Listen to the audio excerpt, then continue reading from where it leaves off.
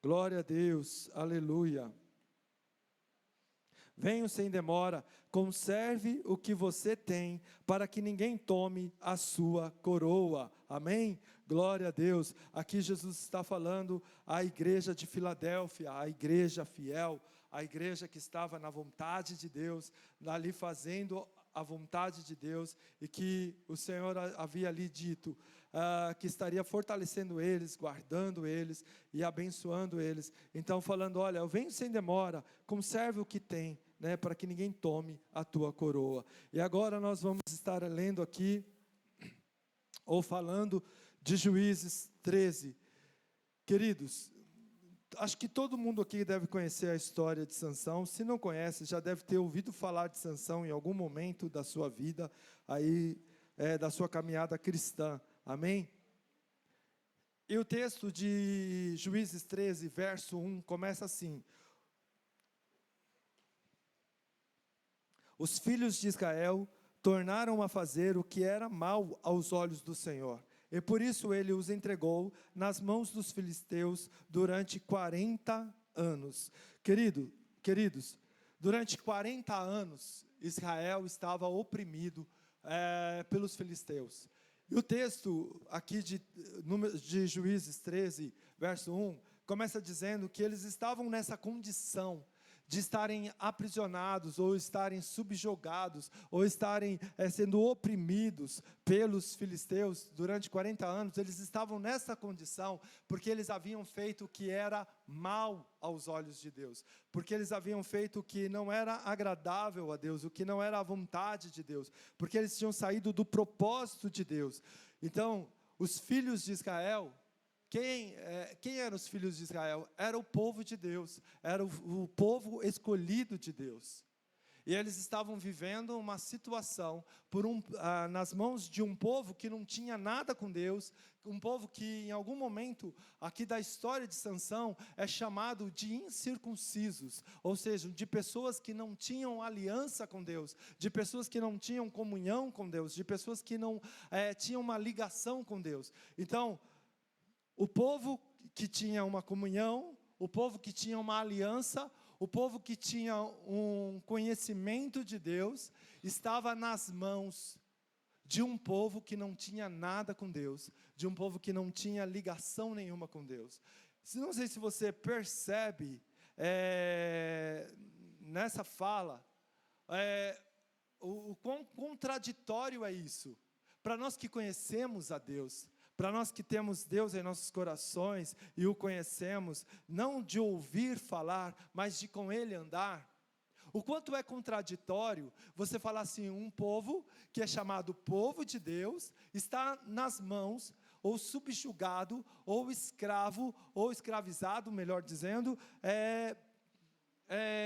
por um povo que não tem nada com Deus.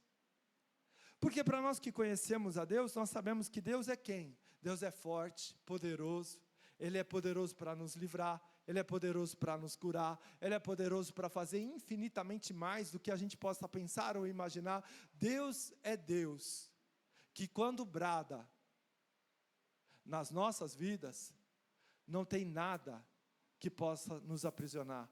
Agindo Deus, quem impedirá? Deus é Deus que ao som da sua voz, tudo se estremece. Então, como um povo que é pertencente a esse Deus, Criador dos céus e da terra, como que um povo que é pertencente a esse Deus, poderoso, vivo e verdadeiro, poderia estar subjugado a um povo chamado de incircunciso, que, traduzindo para quem não sabe o que é, não tem aliança com Deus, não tem nada com Deus, não tem comunhão com Deus. Como pode? E aqui o texto já diz como pode, porque eles tornaram, ou seja, tornaram, já nos diz tudo. Quando fala tornaram, está dizendo o quê? Voltaram novamente, mais uma vez, a fazer o que não era agradável a Deus, o que era mal aos olhos de Deus. Ou seja, já eram recorrentes naquilo que estavam fazendo de ruim, E aí, durante 40 anos, ficaram subjugados, ou ficaram debaixo das mãos dos filisteus. Mas Deus, é Deus de amor e de misericórdia. Deus é Deus de graça e de compaixão. E Ele não tem prazer em ver o seu povo aprisionado, subjugado, destruído. Ele não tem prazer em ver o seu povo sendo oprimido, sofrendo nas mãos dos seus inimigos. Ele não tem prazer nisso. Então, o que ele fez? Ele, então, falou com uma mulher, que ela geraria um filho. E aí é o que vem agora a seguir aqui, no verso 2 de Juízes 13. Havia um homem de Zorá, da linhagem de Dan, chamado Manoá, cuja mulher era estéril e não tinha filhos. O anjo do Senhor apareceu a essa mulher e lhe disse: eis que você é estéril e nunca teve filhos, mas você ficará grávida e dará à luz um filho. Por isso, tenha cuidado e não beba vinho nem bebida forte e não coma nenhuma comida impura, porque eis que você ficará grávida e dará à luz a um filho, sobre cuja cabeça não passará navalha. O menino será nazireu, consagrado a Deus desde o ventre de sua mãe, e ele começará a livrar Israel do poder dos filisteus. Então a mulher foi a seu marido e lhe disse: um homem de Deus veio falar comigo. A sua aparência era semelhante à de um anjo de Deus, tremenda. Não perguntei de onde ele vinha, e ele não me disse como se chamava. Porém ele me disse: eis que você ficará grávida e dará à luz um filho. Por isso não beba vinho, nem bebida forte. Nem coma coisa impura, porque o menino será nazireu, consagrado a Deus, desde o ventre materno até o dia de sua morte. Então Manoá orou ao Senhor, dizendo: meu Senhor, peço que o homem de Deus que enviastes venha outra vez e nos ensine o que devemos fazer com o menino que há de nascer.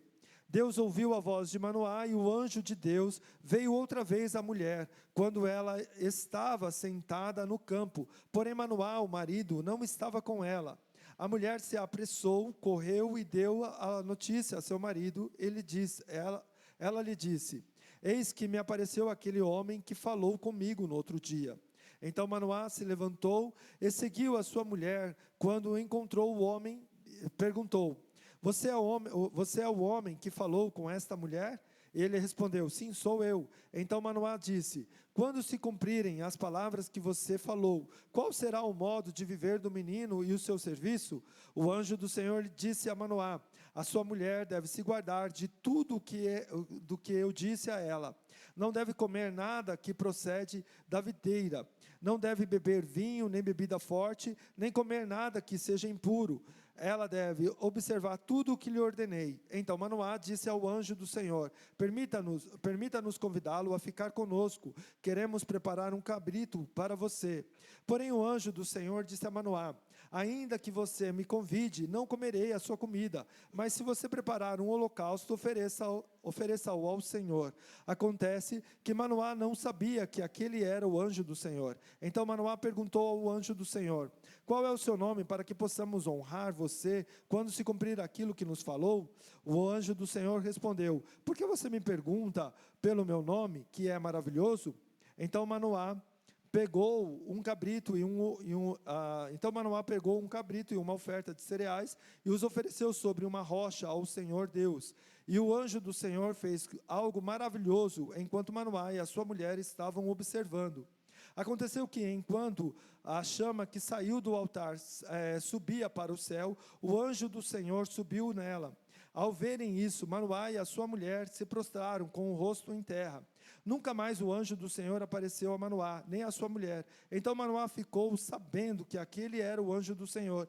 Manoá disse à sua mulher: certamente vamos morrer, porque vimos Deus. Mas a mulher respondeu: se o Senhor Deus quisesse nos matar, não teria aceito de nossas mãos o holocausto e a oferta de cereais, nem nos teria mostrado tudo isso, nem nos teria revelado estas coisas. Depois a mulher deu à luz um filho e lhe deu o nome de Sansão. O menino cresceu e o Senhor o abençoou. E o Espírito do Senhor começou a agir nele em Mané-Dan, entre Zorá e Estaol. Queridos, li todo o capítulo 13 de Juízes, para que nós pudéssemos nos situar na história.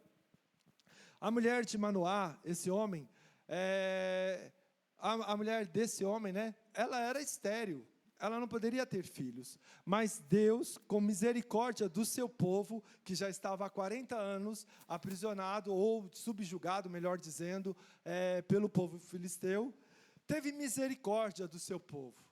E aí então Deus resolveu preparar o escape para o seu povo. Qual era o escape? O nascimento de Sansão. Chegou a esta mulher e falou: olha, eu vou fazer com que você gere um filho. Para aquela mulher, isso já era um milagre.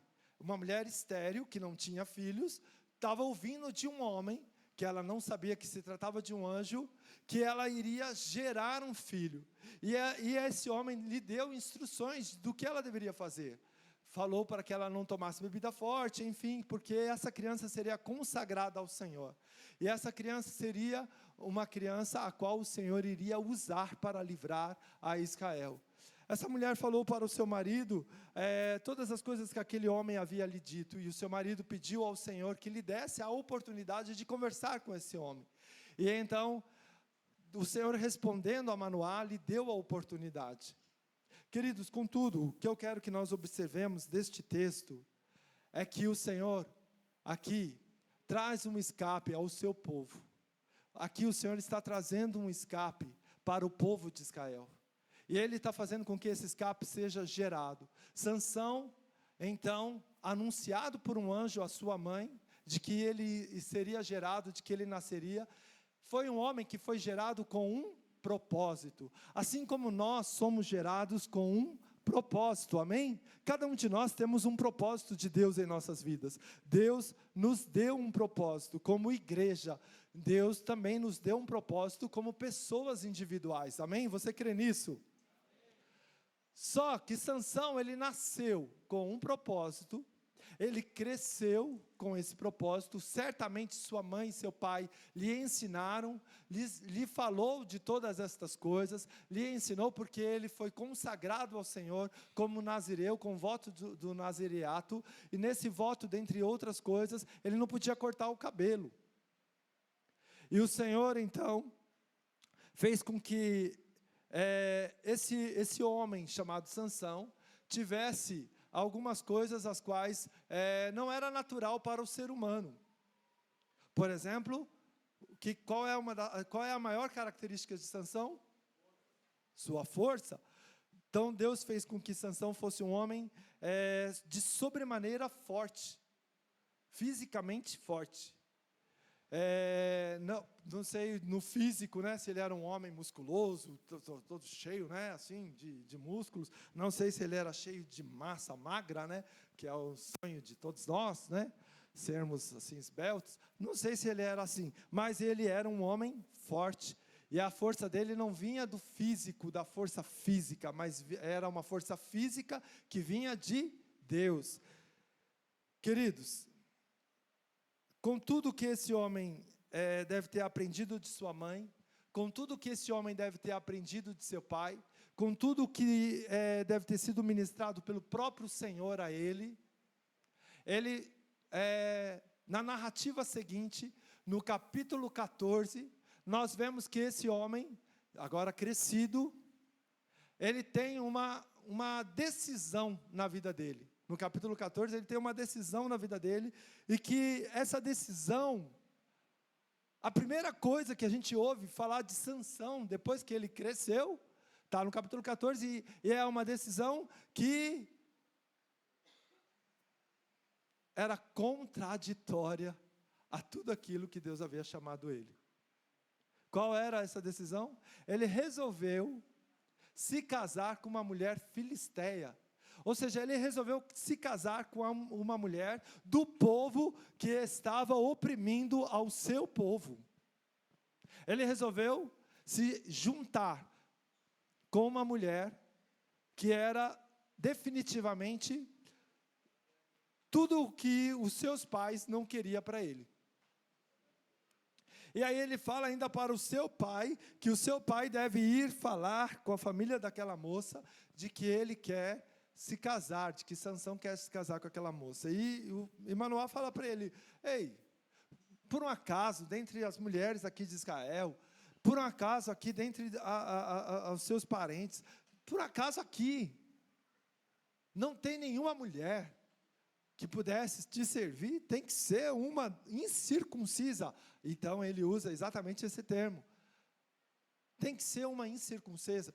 E aí a gente tem aqui uma questão bem peculiar, assim, bem contraditória aos nossos olhos, porque Juízes 14, verso 4, diz que aquilo era propósito, ou aquilo vinha do Senhor. Aquilo era algo que o Senhor estava,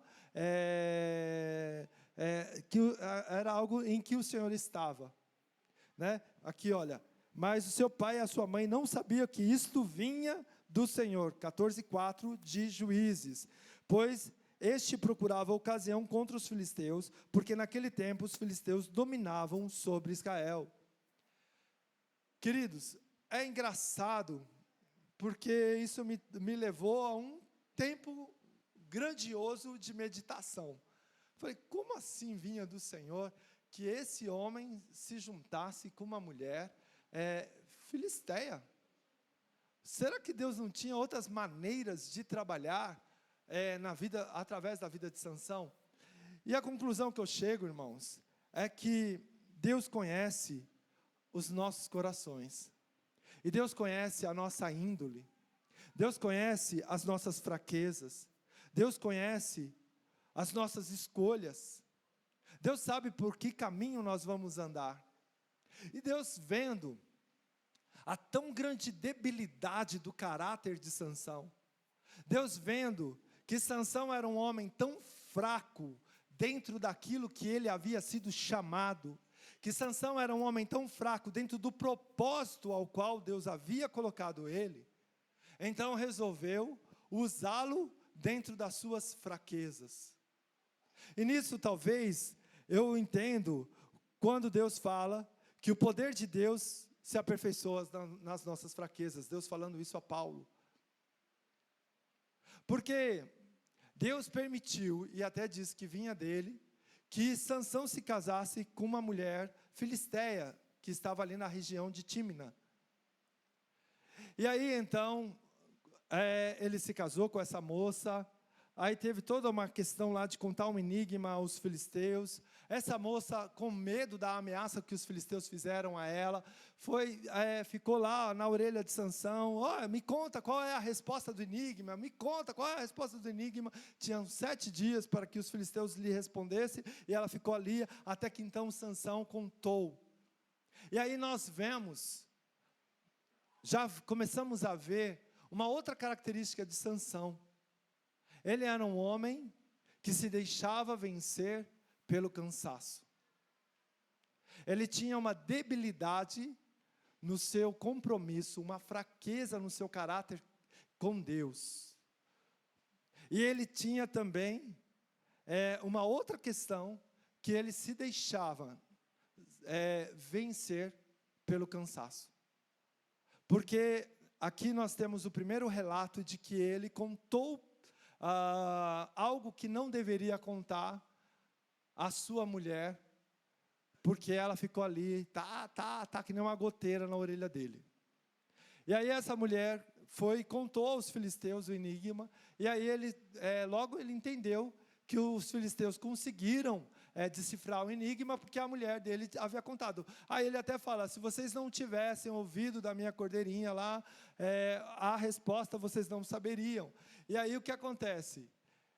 Ele ficou furioso, amarrou umas tochas nos rabos das raposas lá, juntou as raposas, e aí o que acontece? As raposas saíram pelos campos, incendiando toda a plantação dos filisteus.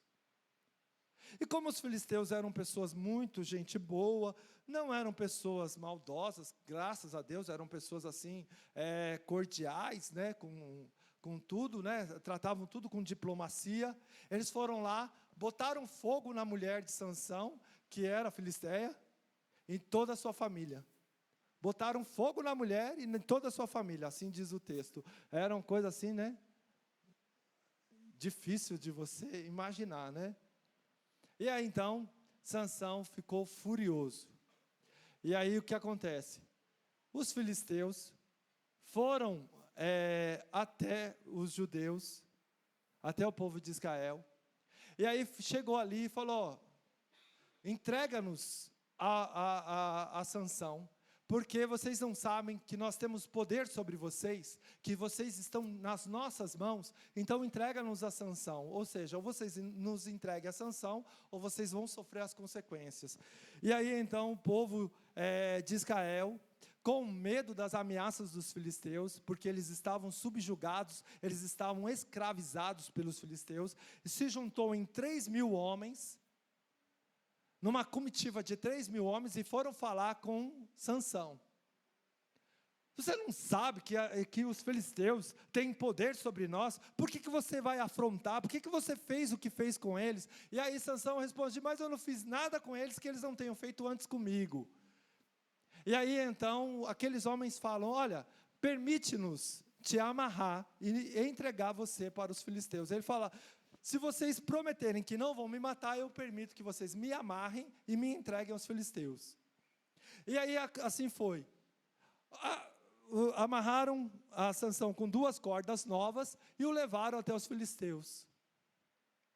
E quando Sansão na presença dos filisteus estava, veio o Espírito, o texto diz que veio o Espírito de Deus sobre ele, e aquelas 2 cordas novas que estavam amarrando as mãos de Sansão, ficaram como se fossem linhas, e ele quebrou aquelas cordas com toda facilidade, e que com uma queixada de jumento, ele matou 1.000 filisteus. Queridos, o que eu quero, explanando a história de Sansão para você, dizer que Deus tinha um propósito na vida de Sansão, assim como Deus tem um propósito em nossas vidas. E que Deus, para cumprir o propósito dele na vida de Sansão, usou até as coisas loucas que Sansão fazia, como parte do seu objetivo, que era livrar o povo de Israel das mãos dos filisteus. Então, num primeiro momento, Sansão matou milhares ali de filisteus na região de Tímina. Depois matou 1.000 filisteus ali nessa ocasião aí, na cidade de Leí. E aí o que acontece? No decorrer da história, nós vemos aí no final do capítulo 15, né, nós vemos que o texto se encerra dizendo que Sansão julgou a Israel durante 20 anos. Mas no decorrer da história, lá no capítulo 16, nós vemos que Sansão, ele não parava de flertar, de namorar, de ficar de olho nas coisas que não deveria. Assim como nós, muitas vezes, hoje o culto foi curiosamente voltado para perdão, livramento do pecado. Você percebeu isso? Desde o louvor, né? Foi falado sobre misericórdia, resgate de Deus, não permitir que a gente vá para o mundo, que a gente pratique o pecado, que a gente faça as coisas, desde o louvor, da canção que eu acho que é uma canção nova, né? Não me lembro a letra, tal, né? Que eu sou meio velho, né? E assim, quando é muito nova a canção, eu preciso de uma colinha aqui. Mas, nas antigas também, mas nas antigas eu lembro mais a letra. Mas eu vi aqui a ministração, através da vida do Felipe, que as coisas estavam voltadas a isso. Para nós não olharmos para o pecado, para nós não voltarmos a nossa vida para as coisas erradas dessa terra, para nós olharmos para Deus. Depois há um momento de oração. Eu vi Deus usando a vida do Max ali na oração, que estava intercedendo pela igreja também em prol destas coisas, de que nós não estivéssemos voltados no nosso coração para o pecado. Eu falei: Senhor, como Tu és tremendo, né? Porque as coisas vão se encaixando e eu não compartilho. Queridos, quando eu prego, eu não compartilho o meu esboço nem com a minha esposa. Porque geralmente eu faço o meu esboço na tarde de domingo, e aí eu termino ele quase que na hora de vir para a igreja, que é só o tempo de eu tomar banho e sair correndo para vir para o culto. Então, só quem sabia do que eu ia pregar hoje era o Espírito Santo. E eu quero dizer, queridos, que Deus está nos chamando a vivermos os seus propósitos, amém? Deus está nos chamando a vivermos de acordo com aquilo que Ele tem planejado para as nossas vidas. Mas como é sedutor as coisas que nos tiram do propósito. Porque se você for olhar lá no capítulo 14 de Juízes, quando o pai de Sansão fala para ele, mas não tem uma mulher dentre o seu povo, dentre a sua parentela, não tem uma mulher que te interesse, tem que ser lá a Filisteia. E ele falou, olha, nenhuma das mulheres que não seja essa me interessa. Só me interessa essa mulher. Ou seja, deveria ser uma mulher muito bonita, deveria ser uma mulher que chamava a atenção, deveria ser uma mulher moderna dentro dos seus costumes, com costumes muito diferentes daqueles que eram do povo de Israel. E muitas vezes, para nós, cristãos, vivermos os princípios de Deus, parece uma coisa assim meio arcaica, meio fora de moda, viver a vontade de Deus, viver as coisas. Janete, fala para mim, você que é uma jovem, você acha que tem cabimento, hoje, a igreja, em pleno século 21, ano de 2025, quase chegando em 2026, você acha que tem cabimento a igreja hoje falar sobre não fazer sexo antes do casamento? Você acha que tem cabimento no pleno século 21? Em pleno século 21, onde todo mundo hoje busca o melhor para si. Hoje, onde você tem cabimento, pastora, falar que você tem que ter ética, que você não pode passar a perna.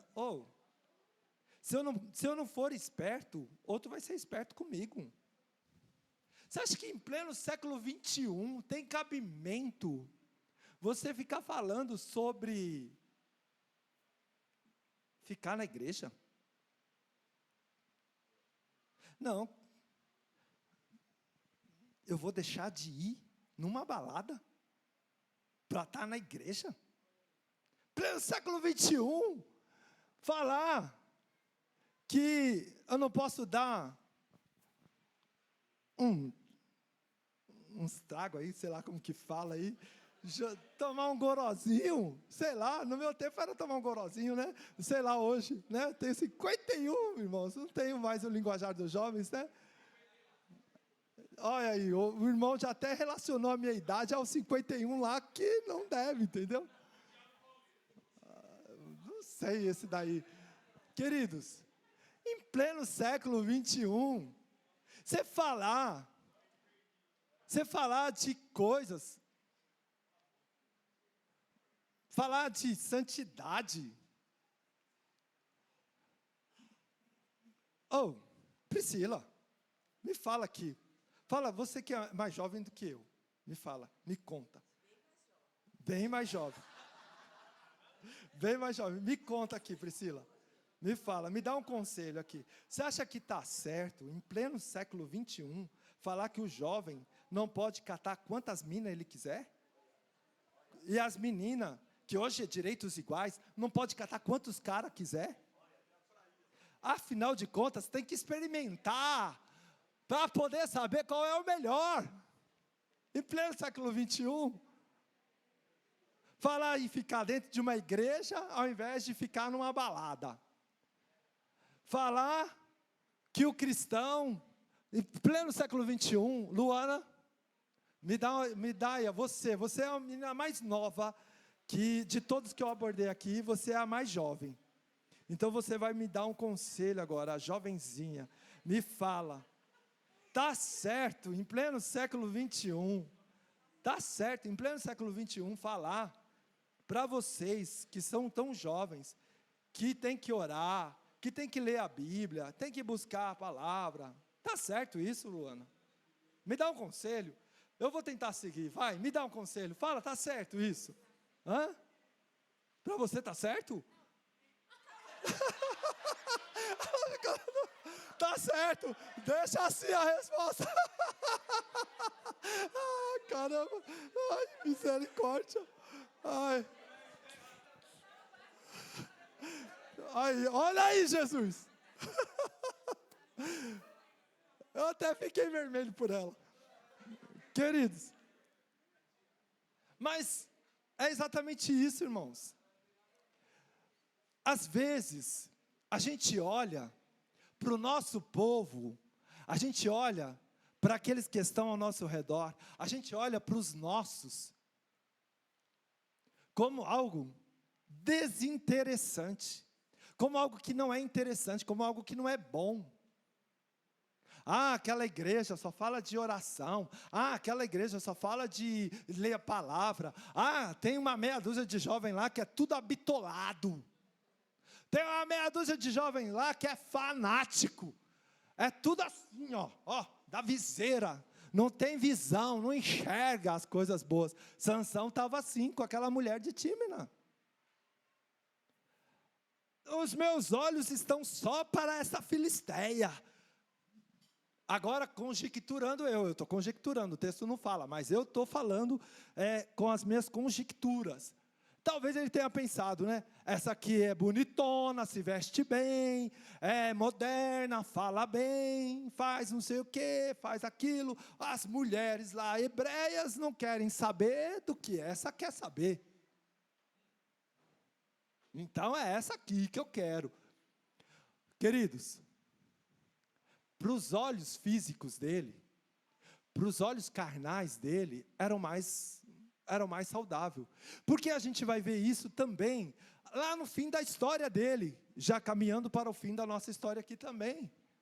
A gente vai ver no fim da história dele, capítulo 16, são 4 capítulos da Bíblia falando da história de Sansão, capítulo 13, 14, 15 e 16. No capítulo 16, o último capítulo a falar de sua história, começa dizendo que ele foi para Gaza. Fazer o que lá em Gaza? Pregar o evangelho de Deus, falar lá que Deus salva, que Deus é o Deus único, verdadeiro. Foi isso que ele foi fazer em Gaza? Não. Capítulo 16, lá dos versos 1 ao 3, fala o quê? Que ele foi se encontrar com uma prostituta. Ele foi se encontrar com uma prostituta, lá em Gaza. Foi se prostituir. E aí, os gazitas lá, como diz a minha Bíblia, o termo que a minha Bíblia usa é esse, né? Os gazitas, sabendo que Sansão estava ali, se reuniu, ficou ali na espreita para tentar pegar Sansão, matá-lo. E ele vai, cheio de força, arranca os portões da cidade, arranca os umbrais, os umbrais do portão, põe nas costas e vai, e sobe um monte e põe no cume do monte, que era virado para Hebrom, como um símbolo de que aquela cidade tão forte, de que aquela cidade com tantas fortalezas, que era talvez a cidade mais fortificada dos filisteus, era nada perto do poder e da força que ele tinha. Sansão tinha consciência da força que ele tinha. Sansão tinha consciência de que Deus era na vida dele. Mas ele em nenhum momento se preocupou em preservar as orientações de Deus. Trazendo para nós, irmãos, nós como igreja somos conscientes de quem somos em Cristo. Quantas vezes nessa própria igreja aqui, não tivemos evento falando da identidade, de quem somos, congresso falando, olha, o último, se eu não me engano, lá, falando, sejamos conhecidos de Deus, né? Aí o penúltimo falando lá, ou antepenúltimo, agora não me lembro, mas um dos últimos aí falando sobre Romanos 12:1, que nós devemos ser renovados em nossa mente, sim ou não? Quantas vezes somos lembrados da nossa identidade, de quem somos em Deus, do que temos na presença de Deus? Quantas vezes somos lembrados de como somos o povo forte do Senhor, chamados? 1 Pedro capítulo 2, verso 9, não éramos povos, mas agora somos povo de Deus, geração eleita, sacerdócio real. Olha só, quantas vezes somos lembrados de que nós temos propósitos de Deus, de que somos pessoas importantes para Deus, de que Ele nos amou primeiro, e por isso agora nós somos capazes de amá-lo, e por esse amor, somos chamados a renunciarmos às nossas vidas, e a segui-lo, a tomarmos a nossa cruz, a renunciarmos à nossa vontade e a segui-lo. Quantas vezes somos lembrados disso? Mas não tem nada a ver, namorar e ter relação sexual. Eu estou falando dessas coisas porque é o que talvez hoje seja o maior problema entre nós, né? É se segurar nas nossas vontades, né? A Bíblia ela fala sobre sexo, acho que em vários momentos ali, porque talvez seja a maior arma que o diabo tem.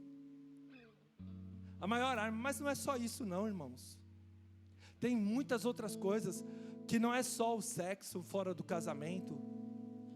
Tem o nosso caráter como cristão, que muitas vezes nós negociamos. Às vezes pelo que é mais vantajoso, nós deixamos os princípios de Deus de lado.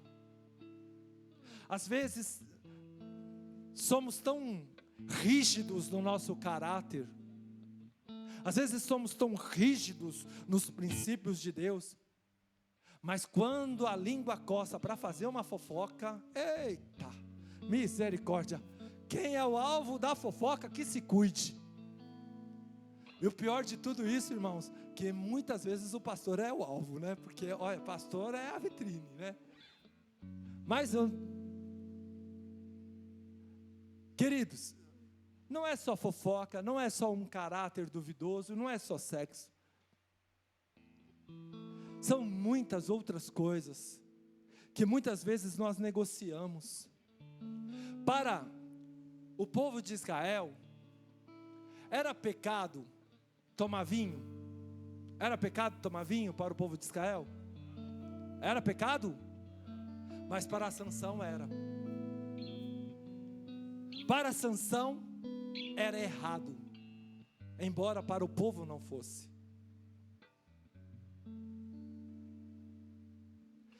O que eu quero dizer com isso, queridos?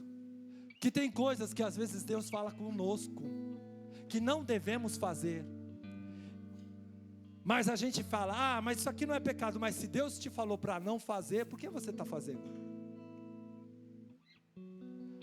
Porque às vezes é algo que não tem nada a ver para outros, mas que para você compromete a tua vida com Deus. E eu me faço entender, eu te explico o que eu quero dizer com isso. Que tem coisas que às vezes a gente coloca no lugar de Deus. E que essas coisas que às vezes a gente coloca no lugar de Deus, Deus fala para a gente, não faça. E se nós fizermos é pecado. Porque quando algo que eu quero é maior do que algo que Deus tem para mim, isso é errado. Porque amarás o Senhor teu Deus acima de todas as coisas. Se a minha esposa, que eu amo tanto, for maior do que Deus na minha vida, ela se tornou uma idolatria para mim. E logo, o meu sentimento por ela é pecado. Se os meus filhos, que eu amo tanto, for maior do que o meu amor por Deus, logo, esse sentimento se tornou uma idolatria e ele se tornou pecado. Pastor, mas que entendimento é esse da Bíblia? Amarás o Senhor teu Deus acima de todas as coisas. Se algo ocupa o lugar de Deus na tua vida, Não precisa de ser muito inteligente para somar 2 mais 2, que são 4. Como algo que está no lugar de Deus é idolatria, logo é pecado. Então, queridos, às vezes coisas que não são erradas para um, é errado para outro. Tem aqui os nossos irmãos aqui, eu vou mexer com eles agora, né? Que eu gosto de mexer com os nossos irmãos. Eles gostam de jogar futebol. Todo domingo de manhã eles vão jogar futebol. Todo domingo. Mas o dia que o futebol deles for maior do que estar na presença de Deus, se tornou pecado. E eu estou usando eles porque eu sei que não vai acontecer isso, porque são pessoas que buscam ao Senhor. Glória a Deus. Mas o dia que o futebol, o dia que a vontade, jogar bola é pecado, irmãos? Não é porque eu não sei jogar bola que eu vou dizer que é pecado. Não é pecado, né? É um esporte, não é pecado. Mas se o futebol deles for mais importante do que Deus na vida deles, se tornou pecado. Você percebe o que eu estou dizendo? A dependência emocional é não sei se eu vou dizer que é pecado, minha querida, mas eu vou dizer que é com certeza uma opressão do inferno. É uma opressão, porque quando nós somos dependentes emocionalmente de alguém, nós estamos aprisionados a este alguém. Entende? Nós estamos aprisionados a este alguém, e isso é uma opressão, e devemos buscar a libertação. Queridos, Sansão flertou com o pecado, brincou com o que era errado, até o último momento da sua vida. Lembra que eu falei que a mulher dele, quando ele casou lá em Tímina, ficou na orelha dele até ele contar o enigma? Depois agora no capítulo 16, que é o finalmente da história dele, ele se casa com uma mulher filisteia chamada Dalila.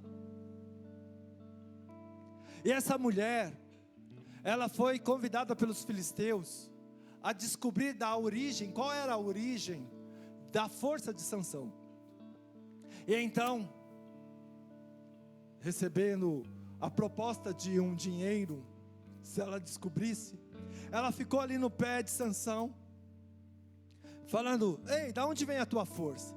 E Sansão, num primeiro momento, falou lá para ela lá, que se ela amarrasse lá, se eu não me engano 7 cordas, ou 3 cordas, agora eu não me lembro mais, fechei a minha Bíblia e também não abri meu esboço. Mas se amarrasse lá umas cordas lá, ele perderia a força. Essa mulher foi lá, amarrou as cordas, chamou os filisteus, ele arrebentou. Depois, de novo lá, mas se forem 3 cordas novas, eu vou perder a minha força. Foi lá, amarrou de novo, 3 cordas novas, quebrou. Depois, terceira vez, se você trançar meus cabelos no tear e prender eles no tear, então eu vou perder a minha força. Ela foi lá, trançou os cabelos dele no tear e tal, prendeu, depois. Aí veio os filisteus, 3 vezes, irmãos. Essa mulher estava na orelha de Sansão, querendo descobrir a origem da força dele, por 3 vezes. Será que ele não percebeu que as coisas que ele falava para ela, ela fazia, e na mesma situação vinham os filisteus para prendê-lo? Será que não? Sansão estava cego. Eu falei isso para o Mateus uma vez, ele falou: eita, é forte, né? Sansão estava cego antes de ser cegado pelos seus inimigos. Ele já estava cego espiritualmente.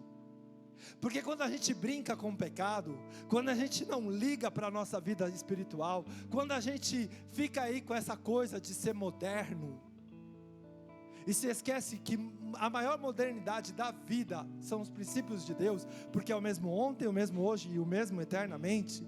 Quando a gente se esquece de observar os nossos caminhos no Senhor, quando a gente se esquece da nossa comunhão, Se eu soubesse cantar, eu cantaria: ah, que saudades do jardim, troquei minha comunhão. Quando a gente se esquece da comunhão com o Senhor, quando a gente se esquece do quanto é bom estar aos braços de Deus, e troca isso por qualquer besteira desse mundo, a gente fica cego. O pecado deixa a gente bobo, a gente não liga para o que é bom, a gente não vê, a gente não enxerga o diabo querendo investir contra as nossas vidas. Dalila, por 3 vezes, pegou as falas de Sansão e cumpriu nele o que ele estava falando, que tiraria a força dele. E coincidência, isso é coincidência, não era ela que estava chamando os filisteus para ir lá, foi coincidência. Como a gente às vezes justifica o injustificável.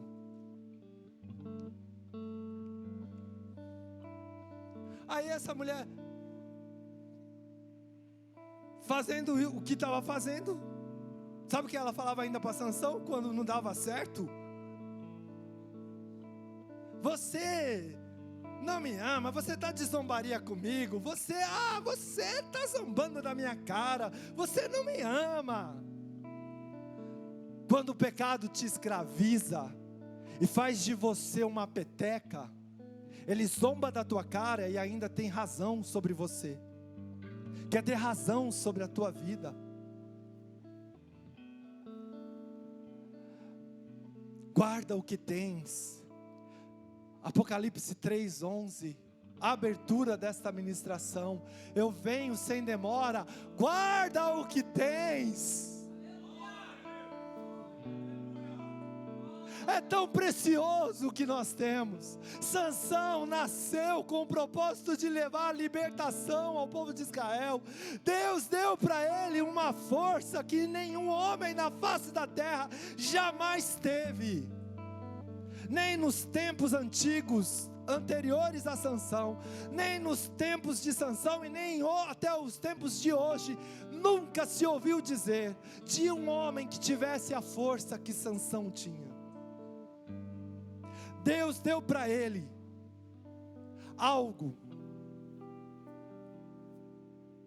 que jamais nenhum outro homem experimentou, para que se cumprisse o propósito de Deus na vida dele. Deus deu para nós, irmãos, a sua presença. Deus nos deu o seu Espírito, algo que nenhum homem lá fora, que não conhece a Deus, experimentou. Deus nos deu comunhão, Deus nos deu presença, Deus nos deu amor, Deus nos deu poder do alto. E pisarei serpentes e escorpiões. Eis que vos dou poder. Se eu não me engano, Lucas 10:19. Deus nos deu algo que o homem natural, que o homem que não tem Deus não pode entender, porque ele não recebeu isso. E o que nós estamos fazendo com este algo, irmãos? O que nós estamos fazendo com o que é tão precioso? O que nós estamos fazendo com o que é tão grandioso em nós? Estamos negociando. Nenhuma mulher das hebreias me interessa, porque a que me interessa é filisteia. O que estamos fazendo? Estamos negociando, nos deitando na cama de uma prostituta. O que estamos fazendo? Estamos negociando, nos casando com uma mulher que faz parte dos inimigos de Deus. Porque quando nós vivemos as coisas que quebram os princípios de Deus em nossas vidas, é como se nós estivéssemos nos casando com uma Dalila, que não tem outro objetivo a não ser nos destruir. O objetivo de Dalila não foi outro, desde que ela se casou com Sansão, a não ser destruí-lo. Então, você não me ama, você não me quer, você não gosta de mim. Vamos traduzir isso para nossos dias, para as nossas vidas? Você é trouxa, fica com esse papo. Seus amigos são mais legais quando eles te falam para você ir fazer besteira. Ei, você é bobo, você é bobalhão, século 21. Você fica aí fica em igreja. Ei, pastor não presta, pastor só quer te roubar. Você não tem um tostão furado, não tem nada na vida. Às vezes é um pobretão e está lá ouvindo o seu amigo falar que o pastor quer te roubar. Quer roubar o quê, criatura? Você nem tem o que ser roubado. Mas o inimigo está lá. Pastor só quer saber de roubar dinheiro.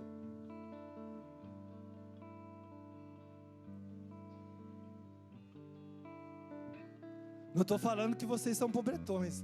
Estou falando que às vezes um pobretão ouve isso e está dando corda, né? Pelo amor de Deus, deixa eu me corrigir aqui. Senão vai falar, o pastor está chamando os irmãos de pobretão, né? É liso.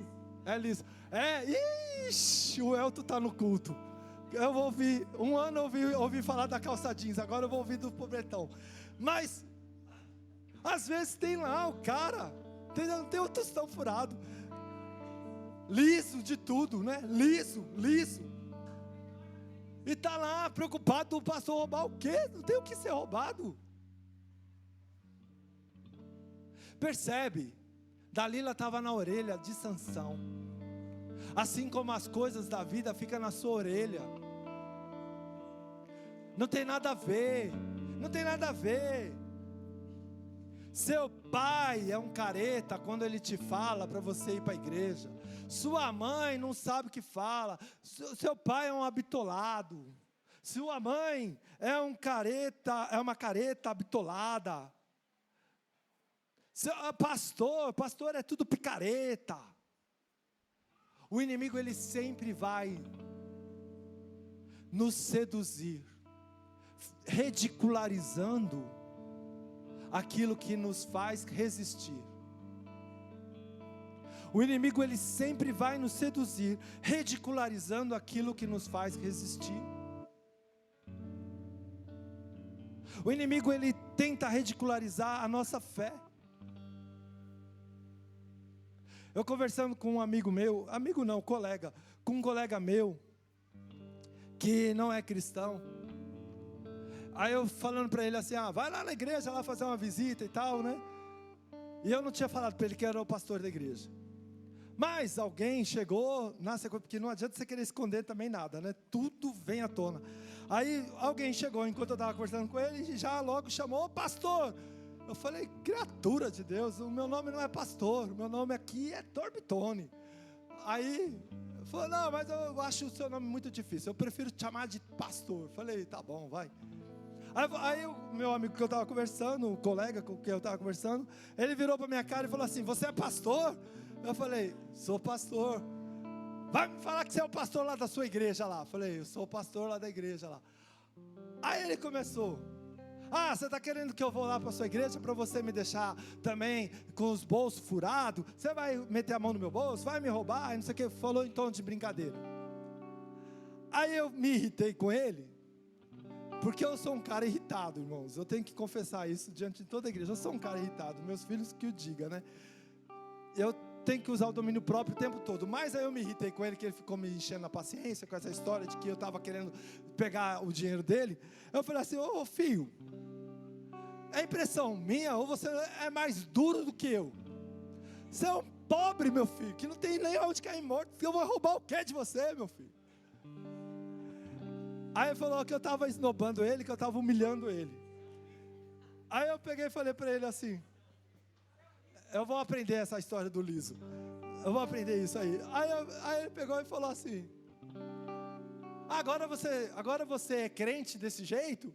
Falando que eu sou pobre? Aí eu peguei e falei para ele assim, não, o que eu quero dizer para você, é que eu quero que você vá na igreja, e que você não tem o que eu roubar de você, porque você não tem nada. Então vai lá buscar o que Deus te dá. Aí eu sei que ele, agora ele não pode me ver, que é essa história que ele conta. Ele fala assim, o pastor, o riquinho, o pastor que tem muito dinheiro, o pastor agora fica me enchendo as picuá com isso. Queridos, mas voltando aqui para a pregação. Assim como Dalila não parou de buzinar na orelha de Sansão, até que Sansão abriu mão do seu segredo e contou para ela o que realmente lhe fazia perder a sua força, ou o que realmente lhe podia fazer perder a força.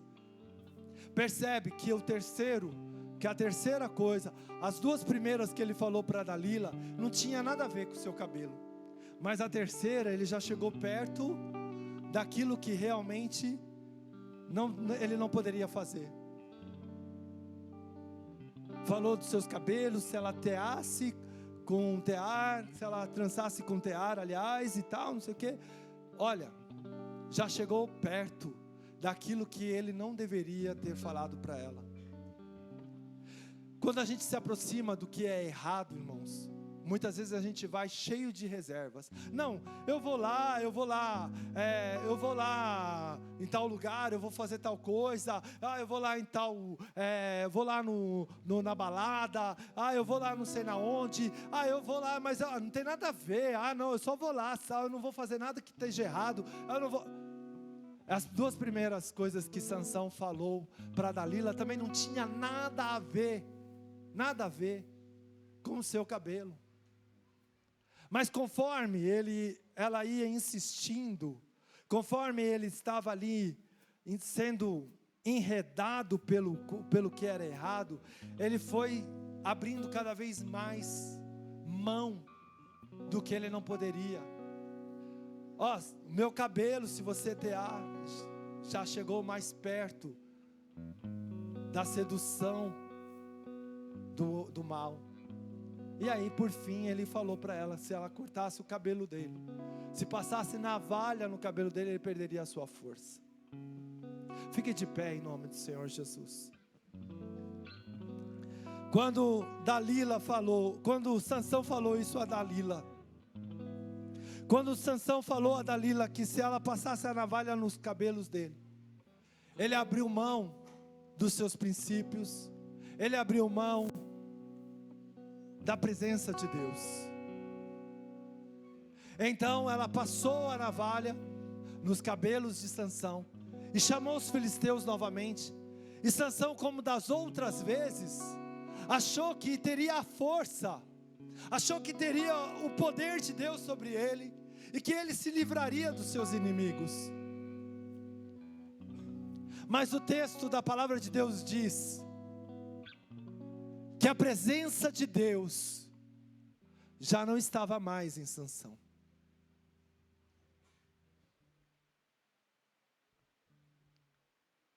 A presença de Deus havia se retirado de Sansão.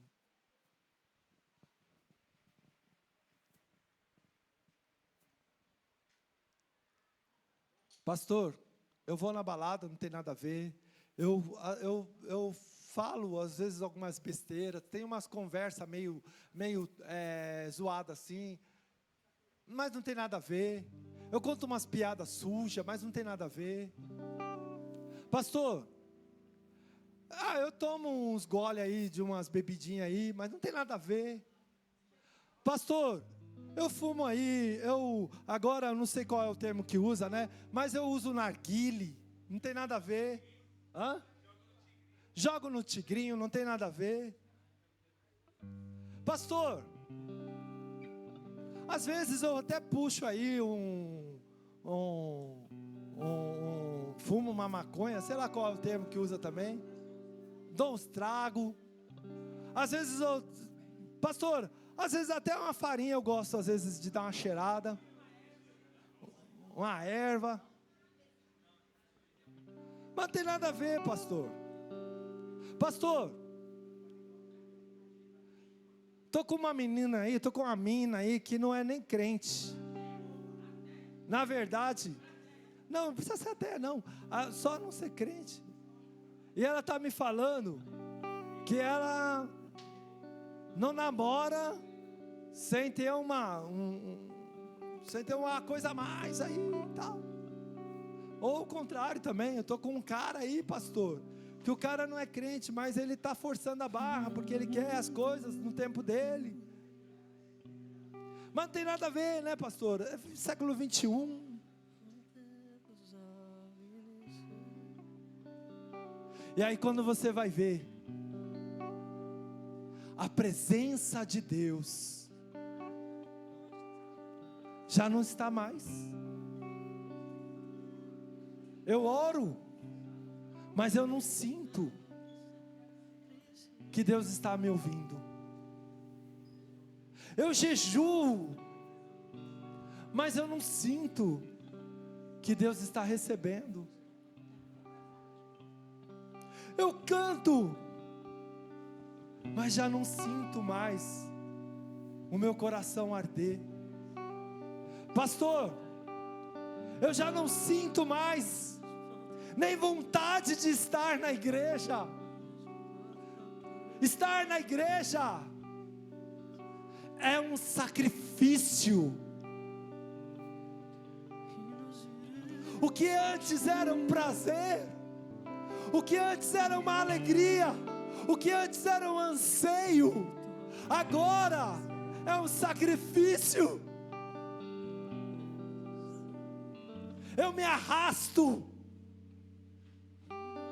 eu me obrigo, mas eu não sinto nada.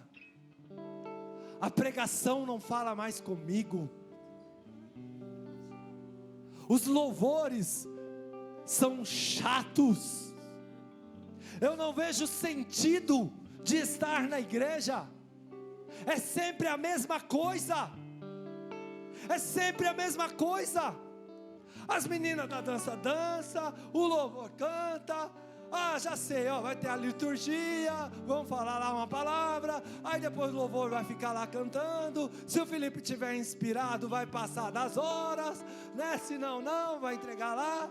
Aí, depois tem os avisos, o pastor chato vai ficar falando. Aí depois dos avisos tem a pregação. Dependendo da pregação, eu vou até dormir.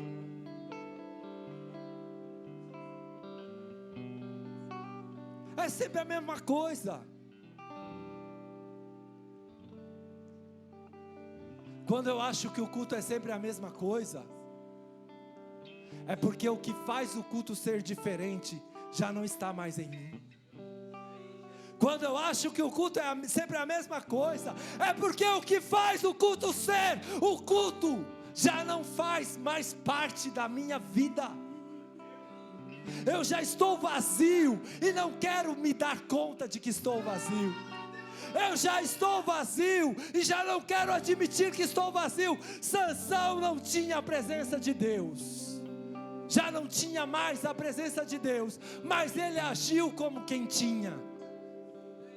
Sansão já não tinha mais a presença de Deus, mas quis ter a força de quem tinha. E quando ele se deu conta de que já não era mais alguém que desfrutava do poder de Deus em sua vida, quando ele se deu conta, o seu inimigo zombou dele, furou-lhe os olhos, deixou-lhe cego e levou ele cativo para trabalhar como um escravo. E depois de algum tempo que ele estava lá, se reuniram e aí falaram: traga aquele cara lá, aquele que destruiu muitos dos nossos, aquele que destruiu, que matou muitos dos nossos, traz ele aqui agora, porque a gente precisa se divertir, a gente precisa zombar dele, ele precisa ser a nossa vergonha, a vergonha que vai nos divertir. É isso que o diabo quer fazer conosco, se divertir às nossas custas. Quando você entrega o que é precioso a ele, Ele vai zombar de nós, Ele vai zombar de você, vai zombar de nós. Eu falo, porque se eu entregar, eu sou pastor, tenho mais de 30 anos de fé, mas se eu vacilar e entregar o que me é precioso, Ele vai fazer o mesmo comigo. Ele quer zombar, Ele quer fazer escárnio de nós, como Ele quis fazer de Sansão, queridos. E Sansão já tinha os seus cabelos crescidos novamente, porque haviam raspado a cabeça dele. E aí então, os seus cabelos cresceram, porque os cabelos era o que fazia ele ter força? Não, mas era o símbolo, era o símbolo da desobediência dele, era o que simbolizou a desobediência dele. De novo eu pergunto, era pecado cortar o cabelo, irmãos? Não, mas para Sansão era. Era errado um homem cortar o seu cabelo? Era errado? Não, mas para Sansão era. Presta atenção, querido, do que você está fazendo, por onde você está andando.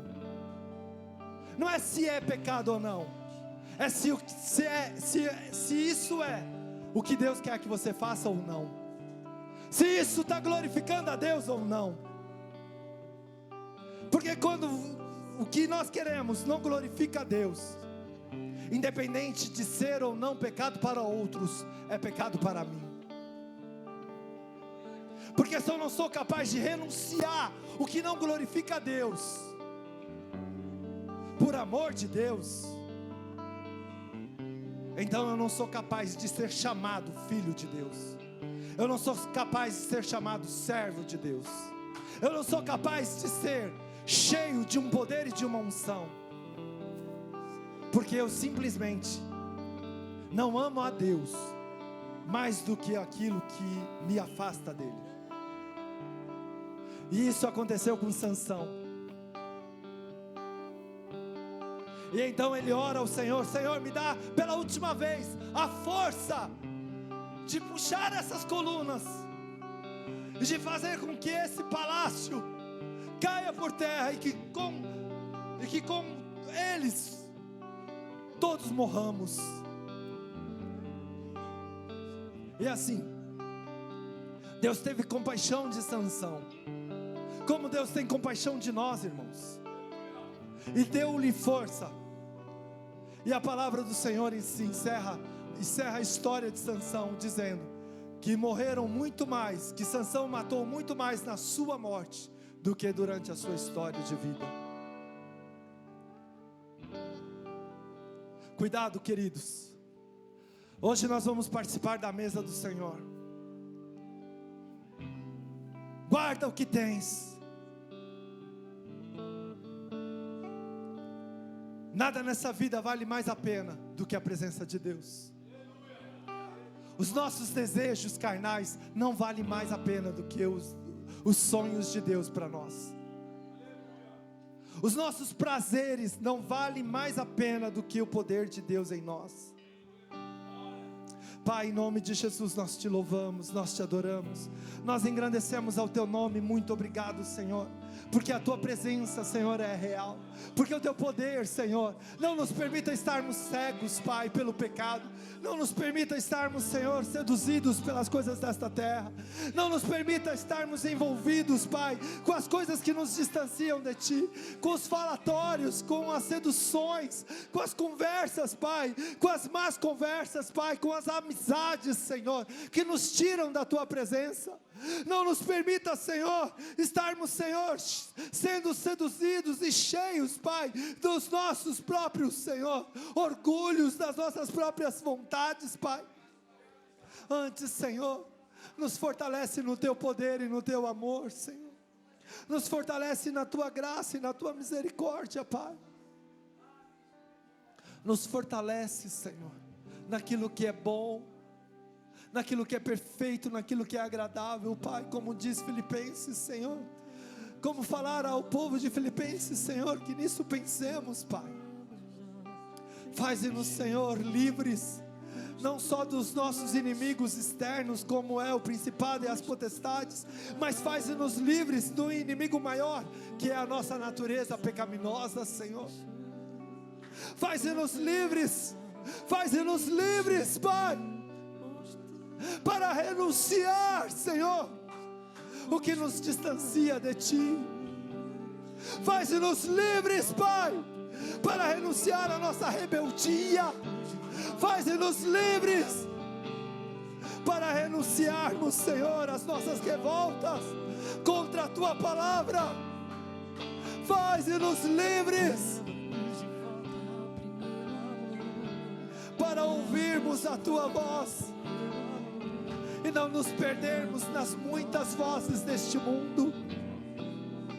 Faz-nos livres, Pai, para mantermos a nossa vida em Ti. Faz-nos livres.